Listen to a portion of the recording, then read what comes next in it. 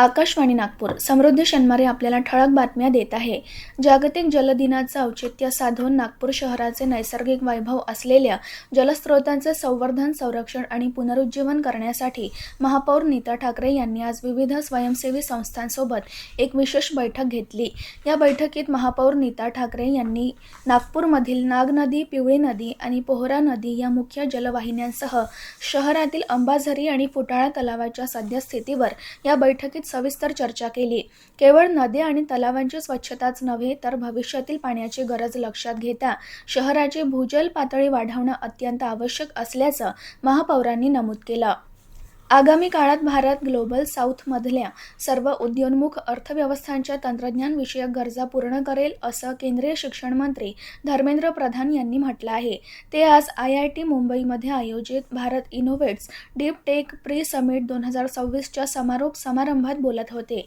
येत्या दशकात Bharat deep tech क्षेत्रात जगाचं नेतृत्व करेल असा विश्वास त्यांनी यावेळी व्यक्त केला. 2047 पर्यंत विकसित भारताचं उद्दिष्ट साध्य करण्याची जबाबदारी शिक्षण, उद्योग, अर्थक्षेत्र आणि देशातल्या तरुणांची आहे असं ते म्हणाले.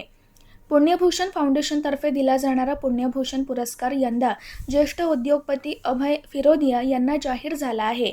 फाउंडेशनचे संस्थापक अध्यक्ष डॉक्टर सतीश देसाई यांनी आज प्रसिद्धी पत्रकाद्वारे ही घोषणा केली.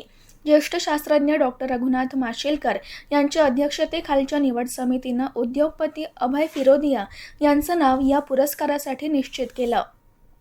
आज भंडारा जिल्ह्यात सकल ओबीसी समाजाच्या वतीनं जिल्हाधिकारी कार्यालयावर मोर्चा काढण्यात आला. ओबीसी समाजाची जातीनिहाय जनगणना व्हावी या प्रमुख मागणीसाठी दसरा मैदान ते जिल्हाधिकारी कार्यालय असा हा मोर्चा काढण्यात आला. आज नागपूर येथे कमाल तापमान 34.6 डिग्री सेल्सिअस तर किमान तापमान 16.4 डिग्री सेल्सिअस नोंदवण्यात आलं. तर सर्वात कमी किमान तापमान बुलढाणा इथं 15.1 डिग्री सेल्सिअस नोंदवण्यात आलं. याबरोबरच हे ठळक बातमीपत्र संपलं. यापुढील ठळक बातमीपत्र उद्या सकाळी 10:58 प्रसारित होईल. नमस्कार.